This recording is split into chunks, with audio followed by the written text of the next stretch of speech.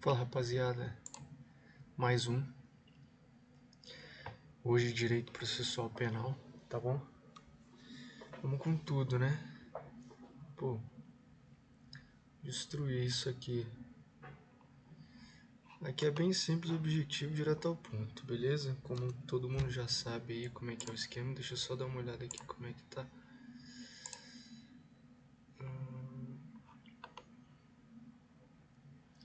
Todo mundo já sabe, né? Como é que funciona. Se cortar alguma parte aí, alguma borda, sem neurose, beleza? Vamos lá. Então, direito processual penal é a parte de colocar aqui caneta preta. Código de processo penal, beleza? Prova, exame de corpo de delito, cadeia de custódia e perícias em geral. Fechou? Então são dos artigos 152 a 184 e quanto à prisão em flagrante, acho que a gente aborda nesse vídeo mesmo. Então, do exame de corpo de delito e perícias em geral.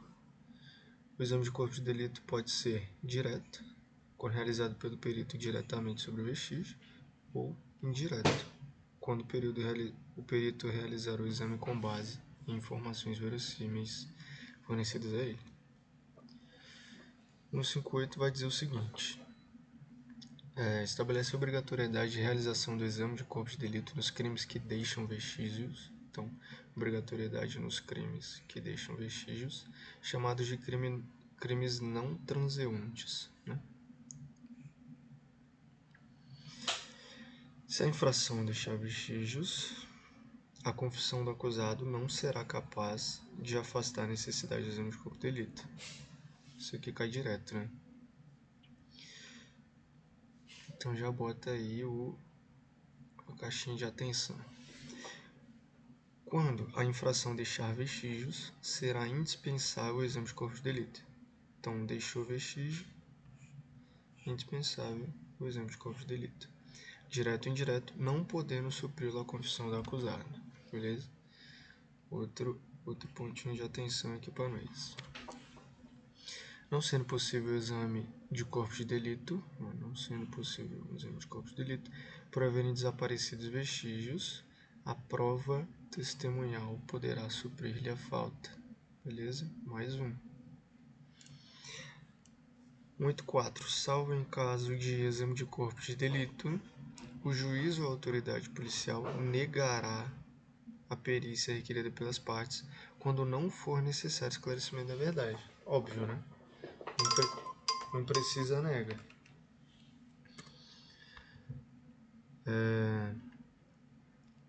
Prioridade de atendimento pericial. Está no parágrafo único do 158. Haverá prioridade para realização do exame de corpo de delito quando se tratar de crime que envolva violência doméstica e familiar contra a mulher e crime que envolva violência contra criança, adolescente, idoso ou pessoa com deficiência. Então, vai ter prioridade de realização de corpo de delito quando for violência doméstica ou familiar contra a mulher. E aqui ou violência contra criança, adolescente, idoso ou pessoa com deficiência. CAI-PCD. Próximo, perícia e o perito oficial. O exame de corpo de delito e outras perícias serão realizadas por perito oficial, portador de diploma de curso superior. Beleza? Essa é a regra aí. Vamos ver adiante. Na falta de perito oficial, o exame será realizado por 2 pessoas idôneas, portadoras de diploma de curso superior, preferencialmente na área específica. Preferencialmente na área específica. Entre as que tiverem habilitação técnica. Os peritos não oficiais prestarão compromisso de bem e fielmente desempenhar o encargo. As partes, o ofendido e o assistente de acusação podem formular quesitos, indicar assistentes técnicos e requerer esclarecimentos aos peritos. Beleza? Aqui 2 apontamentos. Os quesitos são prévios ao laudo, tá? Claro, né? Porque eu vou formular uma pergunta e aí o perito vai elaborar o laudo e já respondendo essa pergunta. Os pedidos de esclarecimento são posteriores ao laudo. Perdão, aqui é o seguinte, os quesitos, eles são perguntas antes, né? Antes do laudo. Nesse caso aqui desse desenho, isso é o pedido de esclarecimento, que eu vou pedir depois que o laudo for concluído, beleza? Um esclarecimento daquilo que eu li. Esclarecimento. Então é o seguinte, antes do laudo, eu elaboro um quesito e o perito vai responder no laudo. Depois do laudo, eu pergunto, eu faço um pedido de esclarecimento, eventualmente algo que não ficou claro, beleza? Os quesitos e eventuais pedidos de esclarecimentos devem ser repassados ao perito com antecedência mínima de 10 dias. Prazinho legal de cair aí, 10 dias. Fechou? Do laudo pericial. O laudo deve ser entregue no prazo de 10 dias. Tá? Então, os quesitos de esclarecimento têm antecedência mínima de 10 dias para passar para o perito. E o laudo deve ser entregue no prazo de 10 dias também. Fechou? Esse prazo pode ser prorrogado em casos excepcionais a requerimento dos peritos. Então, se precisar, né, ficou alguma coisa pendente, 10 dias, então eu preciso de uma prorrogação aí, os peritos vão requerer. Artigo 180, se houver divergência entre os peritos, serão consignados no auto do exame as declarações e respostas de um e de outro, ou cada um redigirá separadamente o seu laudo e a autoridade nomeará um terceiro para ter ali o, entre aspas, o desempate, né? Se este divergir de ambos, então se for um terceiro lado diverso, sem a concordância de uma das partes, né? De um dos peritos, no caso, a autoridade pode mandar proceder novo exame por outros peritos. 182. O juiz não ficará adstrito ao laudo, podendo aceitá-lo ou rejeitá-lo, em todo ou em parte. Então o juiz vai julgar, né? Não é porque o perito produziu o laudo que o juiz tem que acatar, não. Ele pode, não sei, vou rejeitar. Aí vai, rejeita. Vou rejeitar só essa parte aqui, tá, beleza. Vou rejeitar ele inteiro, tá. Então, rejeita ele inteiro, beleza? Ou então, aceito. Pronto. Perícia complexa. Em se tratando de perícia complexa, que abranja mais de uma área de conhecimento, poderá o juiz designar mais de um perito oficial. Nesse caso, a parte também poderá indicar mais de um assistente técnico. Até porque o assistente técnico, né, é aquele particular, né? Então, a parte indica o assistente técnico e o perito o juiz que designa o perito, né? O perito oficial.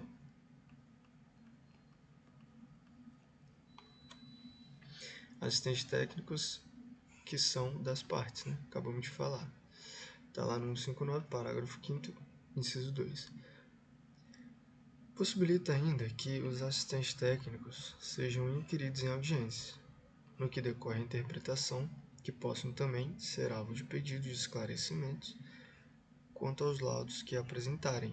Os assistentes técnicos podem representar seus próprios laudos. De hora. 161 fala que o exame de corpo de delito poderá ser feito em qualquer dia e qualquer hora, tá? Então vai cair lá, só pode ser de 8 às 5, não. Autópsia. Pelo menos 6 horas após o óbito. Então, morreu, passaram 6 horas,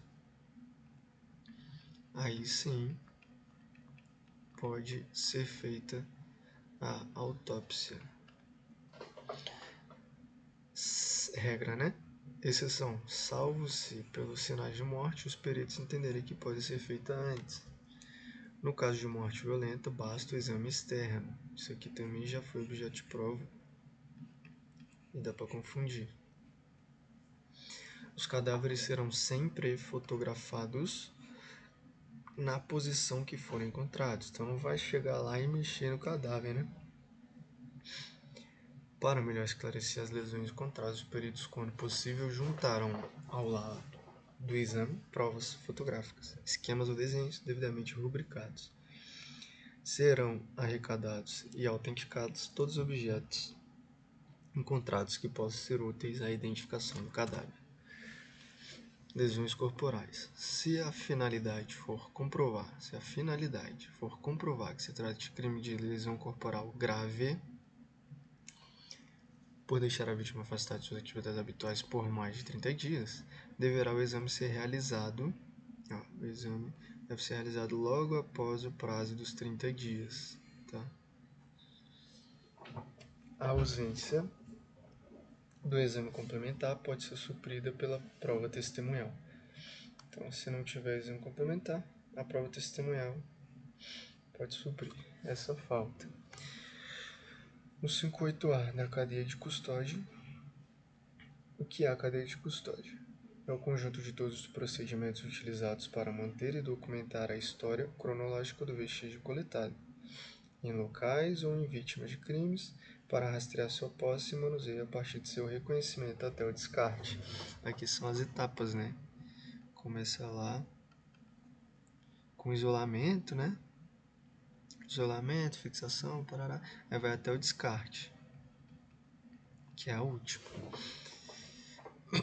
Se inicia, então a cadeia de custódia se inicia com preservação do local de crime, ou com procedimentos policiais e periciais no qual seja detectada a existência de vestígio.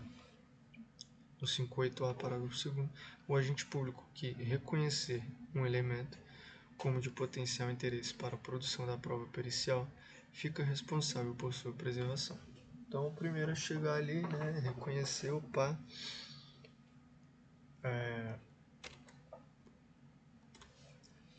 ele é obrigado, né, a manter a preservação ali do local do crime. Tá, então tem as etapas: reconhecimento, isolamento, fixação, coleta, acondicionamento, transporte, recebimento, processamento, armazenamento e descarte. Vamos ver cada uma delas um pouquinho mais para frente. Vestígio, né? O que é vestígio? É todo objeto ou material bruto, visível ou latente, constatado ou recolhido, que se relaciona à infração penal. Beleza? Não tem muito mistério. Aqui as etapas da cadeia de custódia. Tem até um bizu feião aí, né? Que a rapaziada usa, que é rei fica trepado. Aqui, ó, rei fica trepado. Fica trepado, né? O que importa é gravar. Reconhecimento, isolamento, fixação, coleta, acondicionamento, transporte, recebimento, processamento, armazenamento, descarte. Basicamente é como que funciona. Pode ser mistério também, ó. Chegou a autoridade lá no local. Pá, olhou. Ó, liga pro desenho não, que o desenho aqui é de profissional. Olhou, aqui é um olho, tá? É a avisada dele. Olhou lá o vestígio, ó. Pá. Reconheceu. Pronto. Reconheceu. Aí o que ele vai fazer? Dá esse vestígio aqui. E isolei. Pronto. Isolou. Depois vai colocar aqueles pininhos, sabe? De número 1, número 2. Vamos supor que tenha sido homicídio. Aí tem vários estojos lá, né? De munição. E o cara vai e coloca plaquinha 1, plaquinha 2, plaquinha 3. Pronto, fixação. Depois ele vai pegar um plastiquinho e já vai para cá. Coleta, condicionamento. É basicamente uma só. Ele vai coletar todos os estojos lá e jogar no plástico. Então, acondicionou. Tá? Lembrando que não é sempre plástico. Tem que ver de acordo com o material, o que é que foi recolhido, etc. Então, acondicionou, beleza. Eu vou pegar a viatura. A viatura, toma. Você tá doido? Tem uma viatura aí. Will! Pronto. Aí pegou a viatura, transporte. Fum. Chegou lá no Instituto de Perícia. Aí o que ele vai fazer? Vai entregar. Essa entrega lá no protocolo chama recebimento. Porque está olhando é da outra parte, né? Recebimento do vestígio lá. Beleza? Recebeu. Depois o cara vai analisar. Essa análise é o que a gente chama aqui na etapa de processamento. Beleza? Já estamos aqui, ó. Aí depois de processar, ele vai deixar condicionado ali para contraperícia, armazenado, né? Melhor dizendo, para não confundir aí, num gavetão aí, qualquer outra coisa. Então, armazenou. Vai servir de contraperícia mais para frente. Armazenou. E depois fez tudo, pá, jogou fora. O latão de lixo aí, ó. Pronto. Desenho feito. Compreendido. Agora vamos correr pelas definições rapidão. O reconhecimento. Ato de distinguir um elemento com potencial interesse. Tranquilo. Isolamento. Evitar que se altere o estado das coisas. Fixação. Descrição detalhada do vestígio, conforme se encontra no local de crime ou no corpo de delito. Quando ele for colocar a plaquinha lá. Vai desenhar, vai fotografar, vai filmar. Coleta. Recolher o vestígio, que será submetido à análise pericial. Acondicionamento. O vestígio é embalado de forma individualizada, de acordo com suas características físicas, químicas e biológicas. Transporte. Transferir o vestígio de um local para o outro. Recebimento. Ato formal de transferência da posse do vestígio. Processamento. Exame pericial, propriamente dito. Armazenamento. Guarda em condições adequadas o material a ser processado, guardado para realização de contraperícia, descartado ou transportado. E, por fim, o descarte, que é a liberação do vestígio. Beleza? Quando pertinente, mediante autorização judicial. Essa etapa aqui, ó, seria coleta / acondicionamento.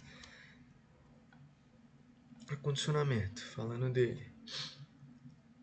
Todos os recipientes deverão ser selados com lacres com numeração individualizada, tá bom? Importante guardar isso aí. Todos os recipientes deverão ser selados com lacres com numeração individualizada. O recipiente só poderá ser aberto pelo perito que vai proceder à análise e motivadamente por outra pessoa autorizada. Então, quem pode? O perito. Quem pode também com autorização e motivação com os motivos? A outra pessoa autorizada. Aqui também é importante. Após cada rompimento de lacre, deve-se fazer constar na ficha de acompanhamento de vestígio o nome, a matrícula do responsável, a data, o local, a finalidade, bem como informações referentes ao novo lacre utilizado, beleza? Então, rompeu o lacre, vai anotar lá quem foi, a inscrição, né, a matrícula, quando foi, onde, para quê, beleza? E aí, esse lacre que foi rompido, ele deve ser acondicionado no interior do novo recipiente, certo? Então ele vai ficar lá, né? Foi rompido, pá. Aí eu vou ter que fechar esse, né? Então esse lacre vem para cá. Se tiver outra coisa, vai ficar outra coisa aqui. Aí um exemplo aí, ó, da nossa PCDF, a do Instituto de Criminalística. São as instruções, tá bem difícil aqui de ler, mas tá escrito como abrir, né? E tem o ziplock lá, pá. Como fechar, fechou, aí tem um lacre, beleza. Tem até uma atenção aqui, o processo de lacrar o envelope é de sua total responsabilidade. Após o fechamento, verifique se todos os pinos estão perfeitamente encaixados em suas cápsulas. Aí tem a numeração aqui, identificação de cada um, e esse aqui são os pinos de lacres, tá? Centrais de custódia. Todos os institutos de criminalística deverão ter uma central de custódia destinada a guarda e controle dos vestígios, beleza? E deve possuir os seus protocolos. Então, foi para lá, foi para cá, quem pegou, quem abriu, quem fechou, tudo vai ser protocolado. Na central de custódia, a entrada e a saída de vestígio deverão ser protocoladas, consignando-se informações sobre a ocorrência no inquérito que a eles se relaciona. É aqui essa guarda e custódia de vestígios aí do DF. Todas as pessoas que tiverem acesso ao vestígio armazenado deverão ser identificadas, né? Aquilo que eu falei. Vamos aí. O que eu falei, quem foi, quando foi, onde foi, por quê, vai ser registrado. A data e a hora do acesso. Por ocasião da tramitação do vestígio armazenado, todas as ações deverão ser registradas, considerando a identificação responsável pela tramitação e destinação, a data e horário da ação. Após a realização da perícia, o material deverá ser devolvido à central de custódia. Caso a central de custódia não possua espaço ou condições de armazenar determinado material, deverá a autoridade policial ou judiciária determinar condições de depósito do referido material em local diverso, mediante requerimento do diretor do órgão central de perícia oficial de natureza criminal. Quebra da cadeia de custódia. Nada é perfeito, né? Então, apesar das regras, pode ser que ocorra alguma intercorrência, ou seja, a quebra na cadeia de custódia. E se houver a quebra da cadeia de custódia, não gera nulidade do processo, beleza? Mas pode conduzir à imprestabilidade da prova, cabendo ao juiz, no caso concreto, avaliar se mesmo diante da intercorrência identificada a prova é confiável ou não. A complementação dos dispositivos, lá no 163 tem o seguinte: em caso de exumação, tá, que é mais propriamente dito um exame depois de exumado, para exame cadavérico, a autoridade providenciará dia e hora previamente marcado, se realize diligência, da qual se lavrará auto circunstanciado. O parágrafo único fala do administrador, né? Ele, o administrador de cemitério público particular, indicará lugar da sepultura sob pena de desobediência. Então ele incorre em desobediência se ele não indicar local. No caso de recusa ou falta de quem indique sepultura ou de encontrar-se o cadáver em lugar não destinado a inumações, a autoridade procederá às pesquisas necessárias, o que tudo constará do auto. Então, tudo vai ser registrado, né, rapaziada? Havendo dúvida sobre a identidade do cadáver exumado, proceder-se a reconhecimento pelo Instituto de Identificação e Estatística ou repartes com gênero ou pela inquirição de testemunhas. lavrando-se auto de reconhecimento de identidade, no qual se descreverá o cadáver com todos os sinais e indicações. 170. Nas perícias de laboratório, os peritos guardarão material suficiente para eventualidade de nova perícia. Então, tem autópsia lá, né? A gente tem que coletar um pouco mais de material para poder deixar guardado se precisar periciar novamente. Sempre que conveniente, os laudos serão ilustrados com provas fotográficas ou microfotográficas, desenhos ou esquemas. 171. Nos crimes cometidos com destruição ou rompimento de obstáculo, a subtração da coisa por meio de escalada, os peritos, além de descrever os vestígios, indicarão com que instrumentos, por que meios e em que época presumem ter sido de fato praticado. 172. Proceder-se-á, quando necessário, a avaliação de coisas destruídas, deterioradas ou que constituem produto do crime. Fechou. Fechamos essa parte aí de perícia, né? Exame do corpo de delito. E aí eu vou gravar a segunda parte separada aí das prisões, tá? É bem rápido. Não sei quantas partes são. Não, é muito rápido, pô. Bora continuar aqui. Bora continuar. Então a gente terminou a parte de perícias aí. Da prova, exame de corpo de delito, e agora a gente vai para prisão em flagrante, tá? Do 301 ao 310. Vou pegar a canetinha aqui de novo. Vamos de azul agora. Prisão em flagrante. Nosso sistema processual penal pátrio estabelece basicamente 3 modalidades de prisão cautelar: prisão em flagrante, que é a que nos interessa, prisão preventiva e prisão temporária. Beleza? O que nos interessa é prisão em flagrante. Então, para contextualizar aí, prendeu, pá, pode usar algema? Depende. Se não é vinculante 11. Se é vinculante, é STF, né? Só é lícito o uso de algemas em caso de resistência e fundar receio de fuga ou de perigo à integridade física própria lei, tá? Então, PRF, que é a arte da nossa colega aí, Mapas Mentais TJPE. Então, perigo, resistência e fuga. Matou. Flagrante próprio. Está no 302, 1 e 2 do CPP. Então, inciso 1. Está cometendo a infração penal. Flagrante próprio. Está cometendo a infração penal. Ou, inciso 2. Acaba de cometê-la. Pronto. Flagrante próprio também. Chamado de flagrante real, verdadeiro ou propriamente dito. Impróprio. É o inciso 3. Quando, né, é perseguido logo após pela autoridade, pelo ofendido ou por qualquer pessoa em situação que faça presumir ser o autor da infração.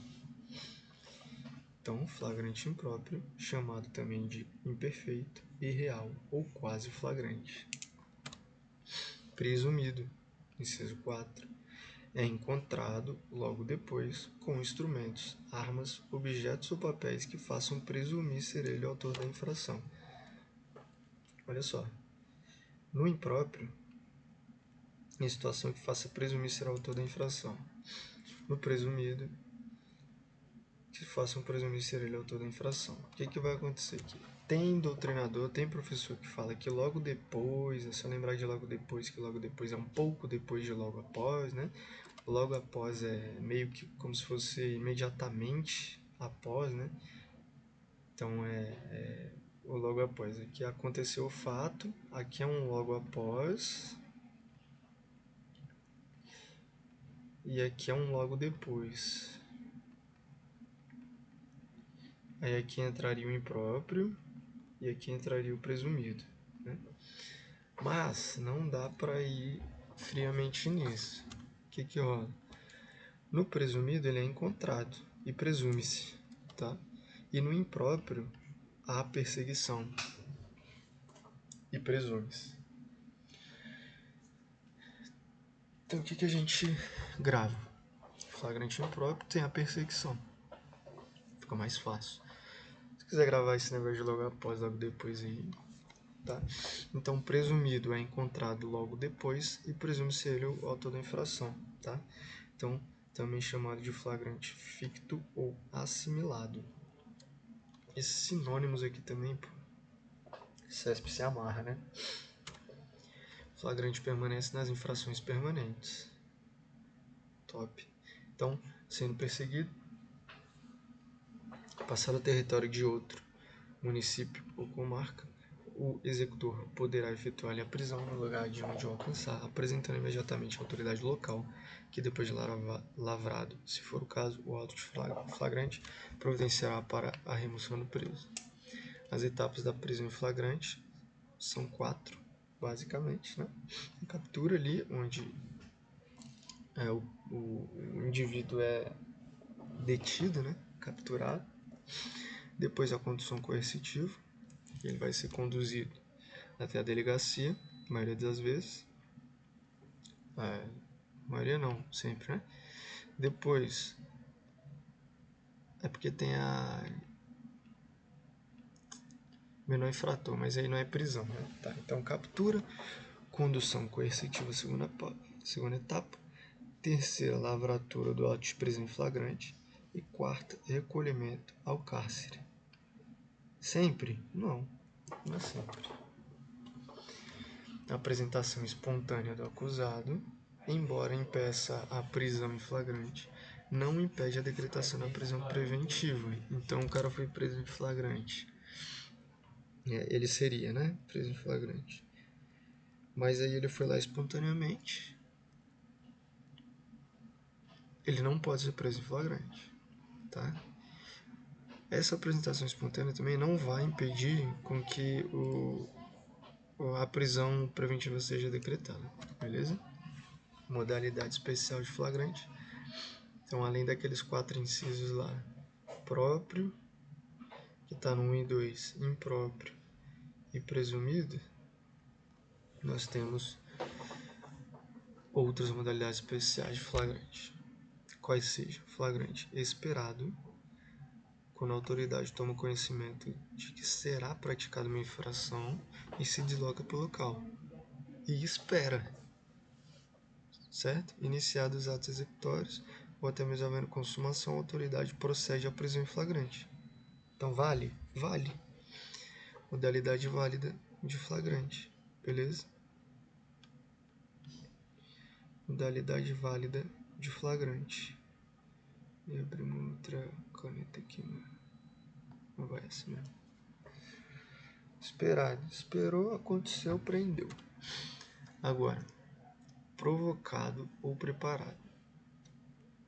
Já tá de negrita aqui, né? Provocado ou preparado não é válido, tá? É crime impossível. Porque se eu provoco para que um crime aconteça, não vale, né? O cara burlou o jogo aí. Burlou as regras. Então a autoridade instiga o infrator a cometer o crime, valendo-se de um agente provocador, criando situação para que ele cometa o delito e seja preso em flagrante. O STF tem a súmula 145 aqui, ó. A doutrina e jurisprudência, no entanto, vem admitir a validade de flagrante preparado quando o agente provocador instiga o infrator a praticar um crime apenas para prendê-lo por crimes diversos.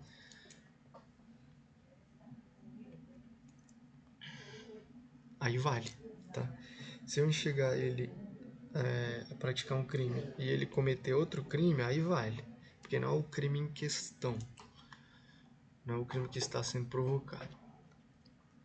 Aí tem um exemplo. Ó. Imagina um policial que sobe o morro para prender um vendedor de drogas. Ele pede a droga e o traficante o fornece. Nesse momento, o policial efetua a prisão, mas não pela venda de droga, que seria crime impossível, né? Porque aí seria o preparado, né? Mas pela conduta anterior, que é o traficante já ter consigo para a venda. Nesse caso, o flagrante preparado vem sendo admitido, pois não há hipótese de crime impossível, eis que o crime já havia ocorrido, né?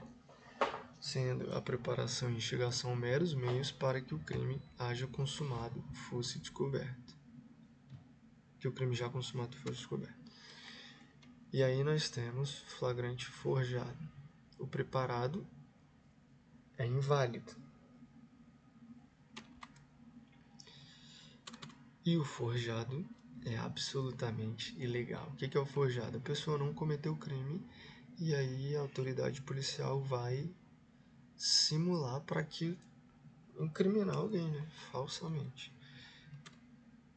Diferido ou retardado. Diferido ou retardado. A autoridade policial retarda a utilização da prisão, a realização da prisão flagrante, a fim de permanecendo a surdina, escondido, obter maiores informações e realizar a prisão em flagrante no momento posterior com maior sucesso. O diferido ou retardado, ele trata-se de tática da polícia. Está previsto lá na Lei de Organização Criminosa e na Lei de Drogas. Auto de prisão em flagrante. Geralmente é lavrado pela autoridade policial do local em que ocorreu a prisão, ou se não houver neste local autoridade do local mais próximo, pois é ela que o preso deve ser apresentado. No entanto, nada impede que o juiz possa lavrar o APDF, o APFD, né, nos crimes cometidos contra este em sua presença. Então, o juiz pode lavrar auto de prisão em flagrante? Pode, se for acontecido em sua presença. Após ser apresentado o preso em flagrante delito à autoridade policial, esta deverá adotar o seguinte procedimento. Então, a autoridade policial vai o quê? Ouvir o condutor, é o delegado, né? Vai ouvir o condutor, que é o delega. Ouvir o condutor, vai ouvir as testemunhas, depois a vítima, se possível, depois o preso, que é o chamado interrogatório. Aí, ó, trouxe aqui o que confunde bastante. O caso de imediatamente e o caso de em 24 horas. Imediatamente é o quê? É a comunicação da prisão e do local em que encontra o preso ao juiz competente, ao MP e à família do preso ou à pessoa por ele indicada. Beleza? Imediatamente. A prisão e o local em que se encontra o preso, ao juiz competente, MP e família do preso ou pessoa por ele indicada. E em 24 horas. Encaminhar o APF ao juiz. É isso. Se o preso não constituir nenhum advogado, uma cópia para a Defensoria Pública. Beleza? Então, 24 horas encaminhar o APF ao juiz. Se não tiver advogado, para a Defensoria Pública também. No mesmo prazo de 24 horas, o preso deve receber a nota de culpa, que é o documento mediante o qual a autoridade dá ciência ao preso dos motivos de sua prisão, com o nome do condutor e o nome das testemunhas. Show! Sem neurose. Caso o preso não queira, não saiba ou não possa assinar o APF, aquele preso boladão, não vou assinar nada e tal, pode suprir a assinatura do preso pela assinatura de 2 testemunhas. Beleza? Além disso, no APF deve constar expressamente informação acerca da existência de filhos, respectivas idades e se possuem alguma deficiência, bem como o nome e o contato de eventual responsável pelos cuidados dos filhos, indicado pela pessoa presa. Sobre o juiz aí em relação às prisões, né? Ao juiz são facultadas 3 hipóteses. Eles podem relaxar a prisão ilegal. Na verdade aqui é obrigatório, né? Se a prisão é ilegal tem que relaxar mesmo. Aí pode converter a prisão em prisão preventiva, desde que presentes requisitos para tal, bem como se mostrem inadequadas ou insuficientes às outras medidas cautelares, e pode conceder liberdade provisória, com ou sem fiança a depender do caso. Tá lá no 310, ó, tudo isso que a gente falou.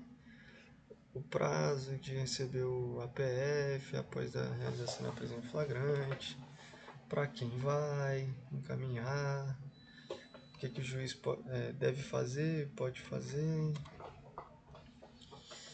Parágrafo 2º. Se o juiz verificar que o agente é reincidente ou que integra organização criminosa armada ou milícia, ou que porta arma de uso restrito, deverá denegar a liberdade provisória com ou sem medidas cautelares. Então não tem liberdade provisória se for reincidente, integrar a organização criminosa e estiver usando arma de uso restrito.